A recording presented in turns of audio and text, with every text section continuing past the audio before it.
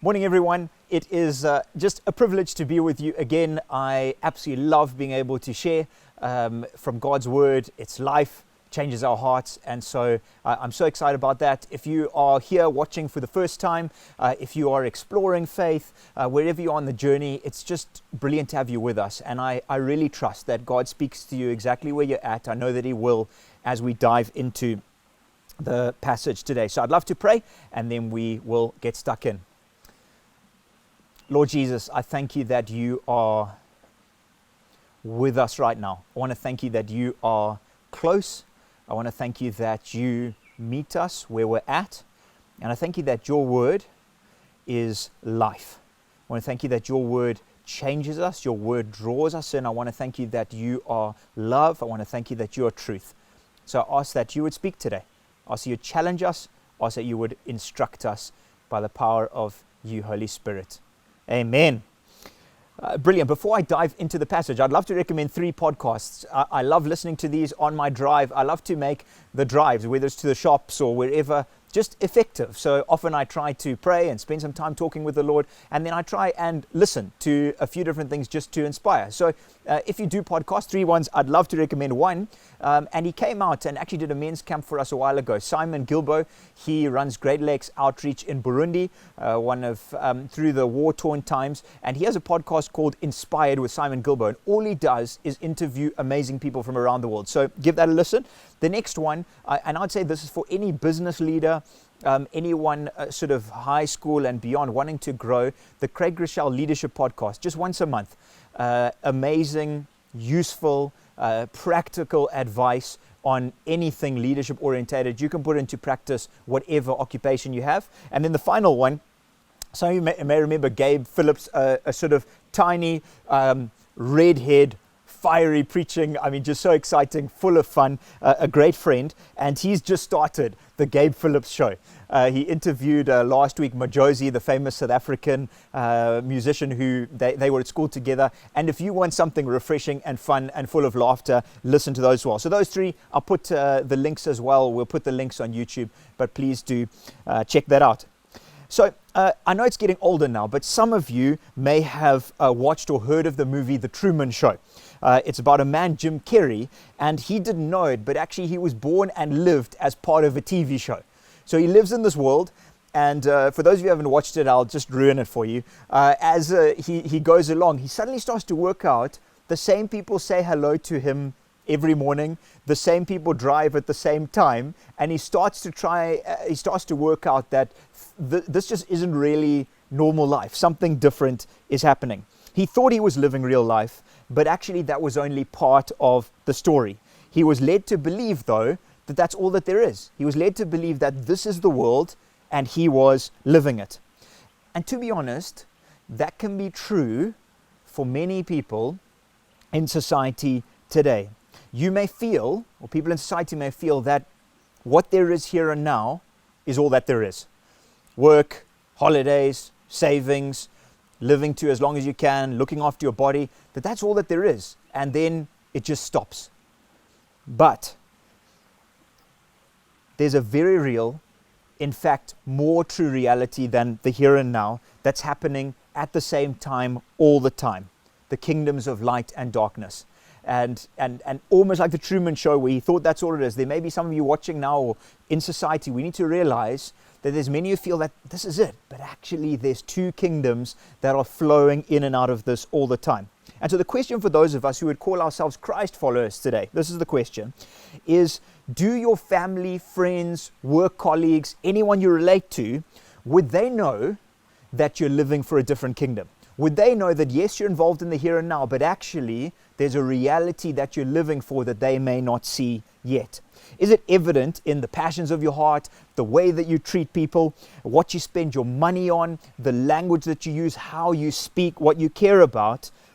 Is it evident that you and I belong to a different kingdom? Because if we belong to a different kingdom, it will show, because we'll be living for a different world. And so does it.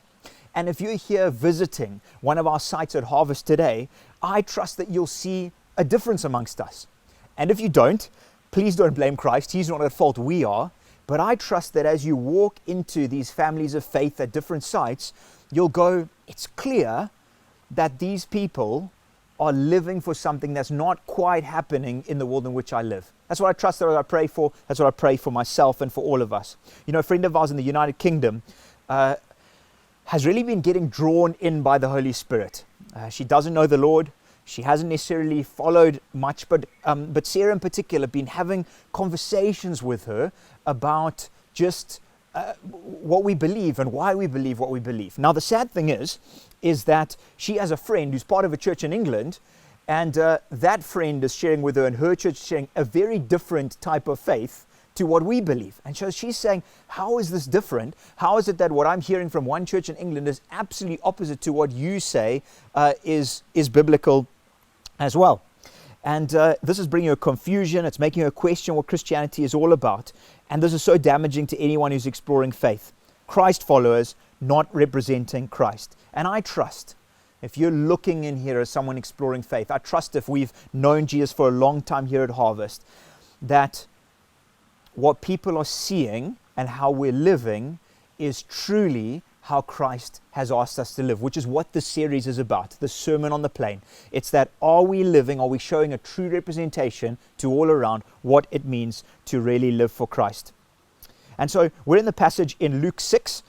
It's often referred to as the Sermon on the Plain. Last week, Ian explained the context of Luke. So starting in Luke 1, he built on the context, and then he really came in, and the initial part of the Sermon on the flame, there's flames on the plane, but actually the plane, is he shared, and he said, there's a blessed way of life, there's a woeful way of life, and the way that we experience the blessed way of life looks upside down to the rest of society, but it comes about as we give our all to Christ, as we live radically devoted for Christ. And so today, we carry on with that challenge of what it means to truly be part of God's upside down kingdom on earth.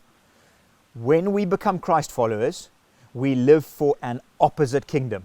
It's not similar, it is very different. It may not always be seen as clearly as it should, but it's the difference as darkness to light. When we give our lives to Christ, we join a kingdom that is absolutely opposite to anyone who is not in that kingdom, as far as the east is from the west. And so if you're exploring faith this morning, I trust that you will see what it means to be a Christ follower, that it will give you a real display today of what it means to follow Jesus. And I mean, it would be my prayer and our prayer as a team that maybe at the end of today, at one of the sites, that if you're exploring faith, you would give your life over to the rulership of Christ. You would join another kingdom. You would join the kingdom of life. And so we're going to read this together. Luke 6, 27 to 31. And we're going to just dissect this as we go. But I say to you who hear, love your enemies, do good to those who hate you. Bless those who curse you. Pray for those who abuse you. To one who strikes you on the cheek, offer the other also. And from one who takes away your cloak, do not withhold your tunic either. Give to everyone who begs from you, and from one who takes away your goods, do not demand them back. As you wish that others would do to you, do so to them. Now, this little phrase right at the beginning, what Jesus says there, verse 27, but I say to you who hear. You know, there's such a big difference between hearing something and then allowing what we hear to affect our mind and heart. It's easy. We have information all the time, right? We can hear things we agree with and disagree with, but there's a huge difference between allowing that to infiltrate our spirits. That's what Jesus is saying here. He's saying, but I say to you who hear. And so my prayer and my challenge is, as we go into this further, is be someone who hears and really hears what Jesus is saying. So are we listening today? Are we really listening to what Jesus is about to say to us? And that was what he wanted to say to the crowd that he spoke to. It's what he wants to say to us today. He's setting the scene for something incredibly challenging. And then he goes on to some of the most difficult words that we will hear spoken, about loving enemies, about doing good to people who hate us, about people who curse us and abuse us. We pray for them. I mean, this is absolutely mind-blowing for us to take into account. And these verses follow much of the theme that was spoken about last week, where it talks about you're blessed when you're persecuted. You're blessed when people hate you. And now Jesus is zeroing in on it even more. And in fact, much of Scripture, when it comes to being Christ followers, there's not an awful lot of Scripture that speaks about Christ followers living an easy life. In fact, you won't find that at all. I mean, those words there, hate, curse, abuse, hit or slap, and that's like a mocking slap. It's not necessarily like a beat up, where guys just don't like you and they're beating up. It's more like a slap, but it's kind of like you're just pathetic. What you believe in is pathetic and it's just worthless. That's kind of the slap he's talking about. As Christ followers, we're not going to be loved by society. Not because we're nasty people. We should be the most loving people that there are as Christ followers because we have the love of Christ within us. But it's because we belong to a different kingdom, and these are supernatural kingdoms, and these kingdoms are at war. So whether we know it or not, there will be a natural clashing and attack and a battle happens between these kingdoms, and this gets outworked in us as people. And so we must know this. We're called to be different, and persecution will come with that. And in fact, if your life or mine is going along pretty perfectly without any issues, we do need to ask ourselves the question of how many people actually know that we're living for the kingdom of light and how we're actually living for the kingdom of light ourselves. Because if we are, it's not that we're looking for something difficult around every corner, but there is going to be battle. There has to be battle in different areas of our lives because of the kingdoms we live for. Look at some of these verses. 1 Corinthians 4 verse 12. And we labor working with our own hands. When reviled, we bless. When persecuted, we endure. That backs up what Jesus has been saying. Look at what happened, what Jesus said when he was persecuted on the cross. And Jesus said, Father, forgive them, for they know not what they do. I mean, this was at the point of excruciating pain and agony. These people who are just mocking and spitting and hammering nails in, and Jesus says, just forgive them. And so he lived this out, and he's encouraging us to do the same. Look in Acts 7, verse 59 to 60. This is Stephen, one of the early Christ followers after Jesus had died and gone back to heaven. As they were stoning him, the way that people were executed horrifically, people would find rocks. This person would be in front, and they would literally throw rocks at people, big rocks, small rocks at people until they died. Absolutely horrific torture. While this is happening, in the middle of it happening, Stephen calls out and he says, Lord Jesus, receive my spirit. Falls to his knees, partly in prayer, but probably also because of the weight of rocks and getting close to dying. And he cries out with a loud voice, Lord, do not hold this sin against them. When he said this, he fell asleep, meaning he died. But it's a great spiritual picture of the fact that we rise again to another life. This is what Jesus is talking about. He's saying this is the life of a Christ follower. This is what can happen. Persecution, abuse happens. So those show that it happens in the past, it's going to happen. And then the next few verses relate to how we respond to poverty and theft as Christ followers. Look at that. We'll just quickly go to it. It talks about, getting struck and everything else. But then to the one who takes away your cloak, do not withhold your tunic either. Give to everyone who begs from you, and from one who takes away your goods, do not demand them back. So those are talking more about people who take things, not necessarily abuse. It's not necessarily physical pain or emotional pain, but it's people who are taking resources from you or who are taking advantage of you. And the response that Jesus calls for really counters the general trends today. You don't see a lot of people blessing people who've abused them. You don't see a lot of people giving to those who've taken from them. That doesn't happen. But he says love. He says do good to enemies. He says bless. He says pray. He says don't retaliate. He says radical generosity. And you won't see this in a romantic comedy or a self-help book. It's the furthest thing from that. In fact, you won't see these verses preached on very often either because they're very challenging. If you look around church structures today, you won't often see people turn to passages like this because sadly, in the culture in which we live, church can often be something that we just shy away from what it truly means to live for Jesus. And we don't want to do that at Harvest. I personally don't want to do that. And so this is the reality. Jesus is asking us to live for an upside down world. And now it's important for us to realize that this passage is not saying if you're being abused in a relationship, get out. It's not saying don't get out. It's not saying stay in something if you've just been robbed and you've lost everything that you own, or it's not saying be in a place where you just keep getting robbed all the time. There's also wisdom, but Jesus is getting across a principle of what it means to live for his kingdom. It's trying to visually demonstrate the kind of radical love God is after, the radical love he showed to his enemies, the radical love he wants us to show to others. It's so important for each of us to realize that the only reason that you and I will ever be able to bless those who persecute us, to pray for people who abuse us, to give generously when it's not deserved, it's only going to happen if we have a real understanding and trust of God's personal care for us and His sovereign plan for our lives. The only way that we can live that out is if we have a real deep-seated trust in the fact that He loves us and He's in control of our lives, and He'll work out those plans in our lives and in the world. You see, if you feel it all rests on you and there isn't that trust in King Jesus, when something difficult happens, you'll start to drown in the seas of difficulty. It'll happen. If you don't have this deep-seated trust that Jesus is your Father and that He's got this. When tough things happen, when persecution comes, that's why Jesus talks about people falling away in persecution. You'll start to drown in the seas of difficulty if you don't have this deep-seated trust. But if you trust in Jesus, if your life's completely in His hands, instead of drowning, you'll be rescued from those oceans by His peace and by His rest in the hardest of trials. So really take your time to think about, where is your trust? Is it truly in Jesus? Jumping a bit further. It says verse 32, if you love those who love you, what benefit is that to you? For even sinners love those who love them. And if you do good to those who do good to you, what benefit is that to you? For even sinners do the same. And if you lend to those from whom you expect to receive back, what credit is that to you? Even sinners lend to sinners to get back the same amount. Now, it isn't bad, of course, to love those who love you. We should do that. Our families and our friends, of course, we should love those who love us. That's not what Jesus is getting at. But He's saying that's what everyone kind of finds easy to do.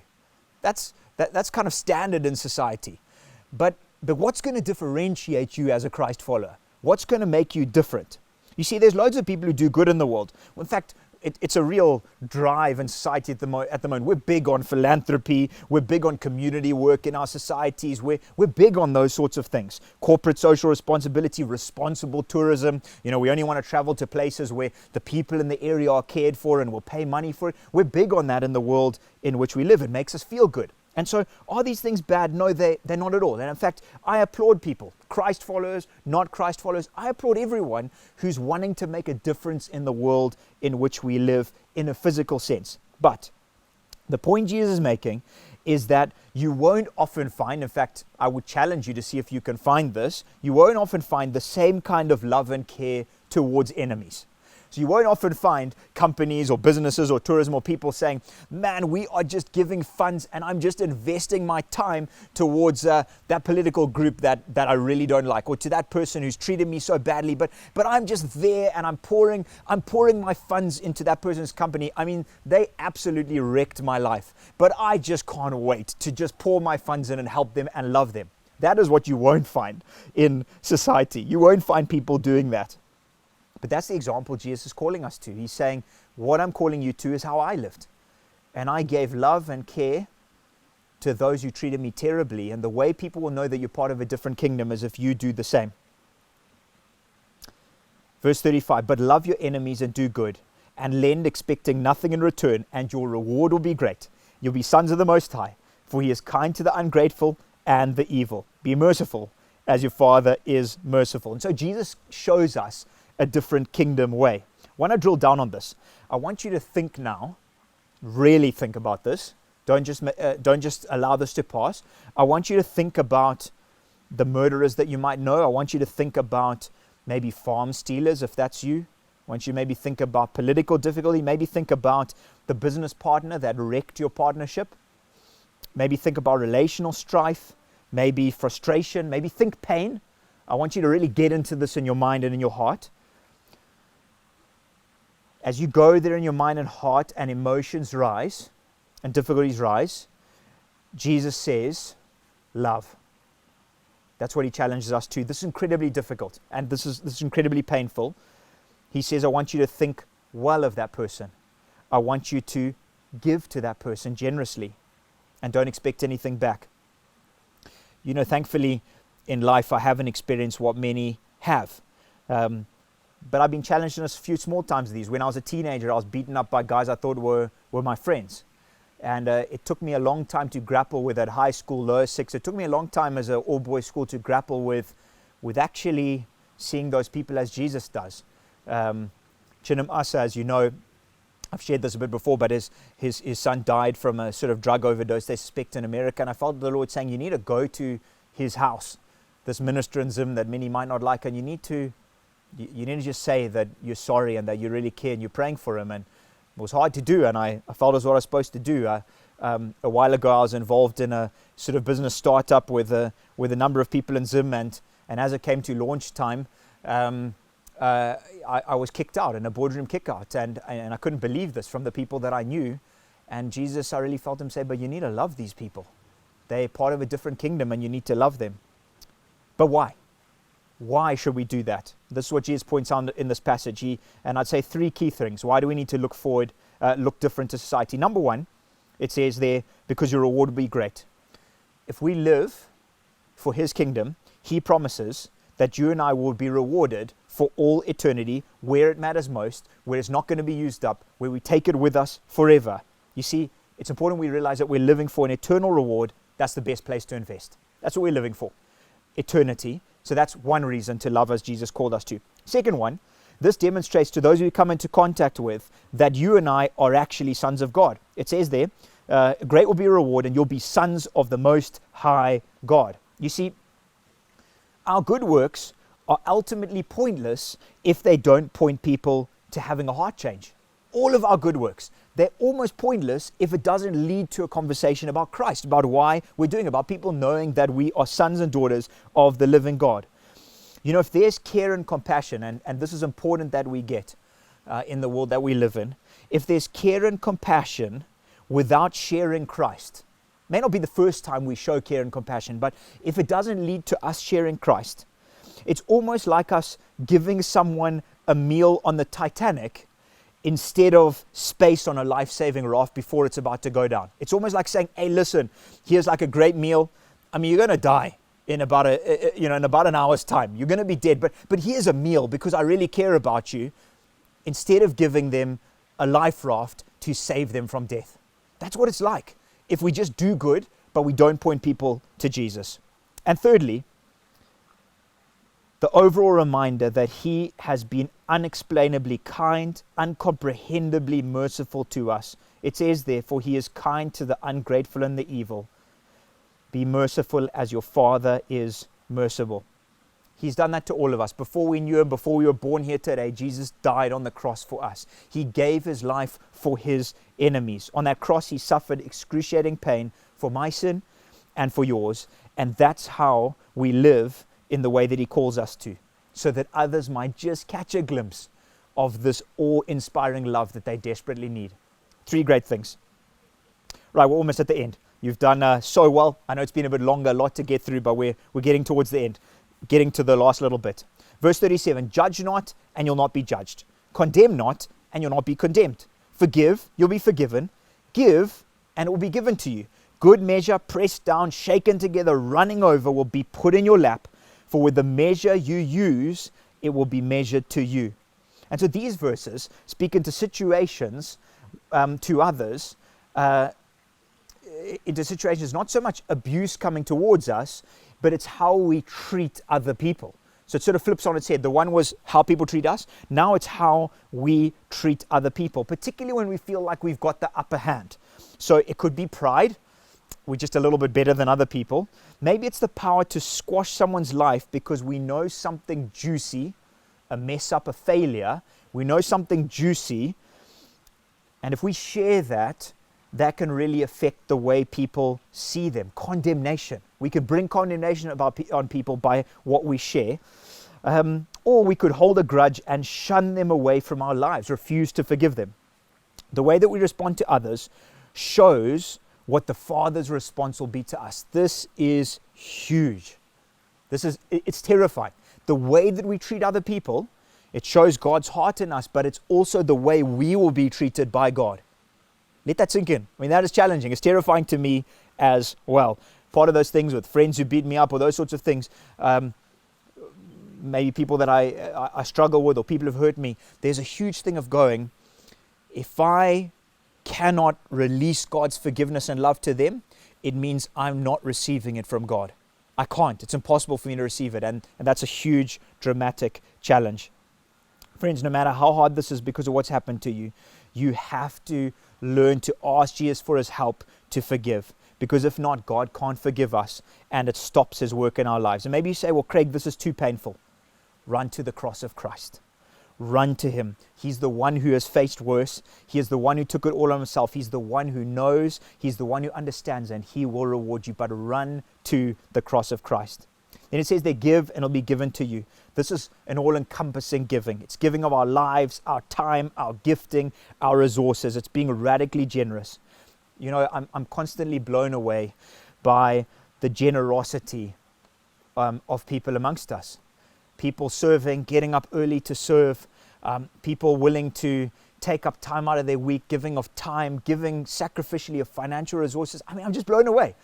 And the great thing is I know that their reward comes from Jesus for all eternity. I mean, so yes, we can share and say thank you, but I'm blown away because there's this heart of saying we just want to be part of God's kingdom. How can we do it? How can we be involved? It's amazing. And I just want to say well done. Keep using your gifts, using your talents, using your time. It's the kingdom that matters. Make Jesus famous. There's a world, there's a city, there's neighborhoods amongst us who desperately need Jesus, and we want people to see the light. And as you seek the good of enemies, friends alike, God will return to you all that you require, not meagerly but much. That picture, it's like a grain picture where it's pressed down into every avenue of your life, almost grain being poured in, and then it's sort of squashed down even more, and it's like God will pour everything that you need. He will give you life to the full. It's not going to be easy, but He will ensure that there's this overflowing abundance of life and joy. He will pour that out to you as you pour it out to others. He challenges us to be fair and kind and gracious because that directly affects the way that God can return to us. Last bit as we close. He closes with this parable and then I'll pray. Such a challenge. He also told them a parable. Can a blind man lead a blind man? Will they not both fall into a pit? It's obvious, right? I mean, it'd be hilarious. It's not really hilarious to think about, but can you imagine, like a blind guy, you know, oh, it's okay, I'll show you the way to go. I mean, even imagine it in a church setting. I'll show you the way to go. You know, come with me. And so you're just bumping into chairs. You're tripping down pathways. I mean, Jesus uses practical things for us to get across. They'll both fall into a pit.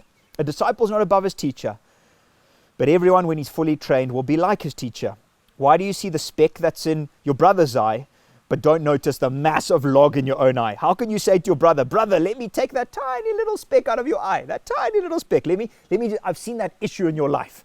I've seen that problem in your life. And look, I can help you deal with it, you know, without looking and going, oh my goodness, there's actually a lot of issues in my life and God's at work in my life. When you yourself have this log in your own eye, you hypocrite, first take the log out of your own eye, and then you'll be able to see clearly to take out the speck that's in your brother's eye. And to be honest, when you focus on the log in your own eye, this is where Jesus is sort of playing on words. When you focus on the log in your own eye, that speck looks really tiny.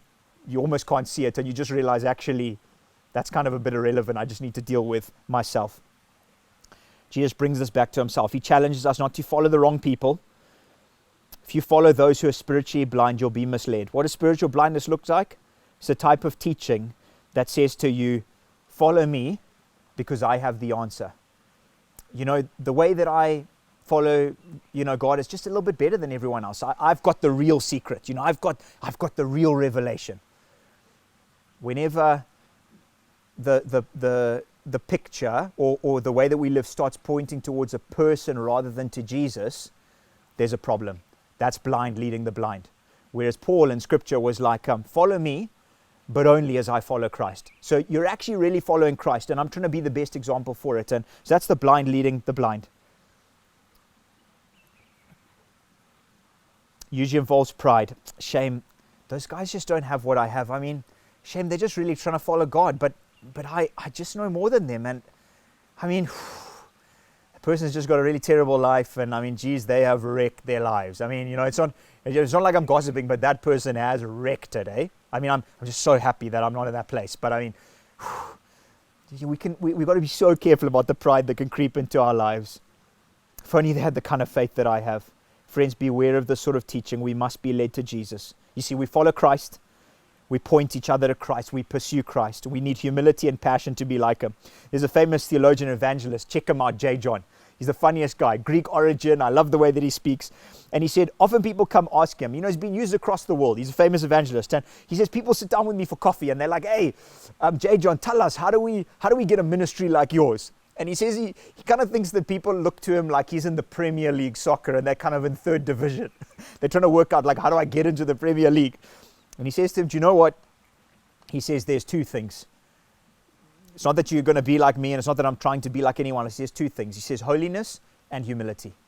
If you want God to use you, it's those two things. Be like Jesus and pursue him and want to be like him. And secondly, be humble, period. So let's not worry about others' faults and weaknesses and failures. Let's deal with our own purity, our own passion for Jesus. Must we deal with sin in each other's lives? Yes, we're brothers and sisters. Be honest with friends. If you see an issue with each other, sit down and say, hey, listen, I love you and Jesus loves you and I'm just concerned about this. Let's talk about it together. So we want to be pure as a church. God can only work when we pursue purity. But we must never forget that we're called to love everyone. We're all on a journey. We don't want to stay where we are. We're moving closer to Jesus by the power and help of the Holy Spirit, one step at a time. But that change only comes when we come to Jesus. And so we're going to pray for that now. Let's pray. Heavenly Father, the things you've called us to and the way you call us to live is impossible in our own strength. So whether you're here today and you need to come to Jesus for the first time and say, God, would you rule my life? I want to take that life raft before the Titanic goes down. And I need you. I need you to change my heart, and I want to be rewarded for all eternity. I want to be a son and daughter of the Most High. You can call out to Jesus right now and he'll change you in an instant, and then please share with us. We want to help you grow. For the rest of us, Holy Spirit, I pray that you would narrow down and you would zoom into the hardest parts in our hearts and minds, areas of unforgiveness, places of anger, frustration, hurt, lack of purity. Holy Spirit, would you help us? We can't do this on our own. We want to be a people of holiness and a people of humility. Pray that you would help us in a special way to live this out. Why? So that we shine brightly to a world that desperately needs you. In your name we pray. Amen. Thanks for tuning in. Sorry if that was a little bit longer to get through, but I'm so challenged. I hope you are too as well. And we're here to help you on the journey. So please get in touch with us anytime. Social media, WhatsApp, we'd love to help. If you're struggling with where to get started in the Bible or dealing with an issue or whatever, please come and chat. We're all on a journey. None of us are perfect, but we're here to help as a leadership team. Otherwise, have a brilliant week ahead. Get downloading those podcasts. They're great fun to listen to. And we look forward to chatting to you soon. Thanks a lot.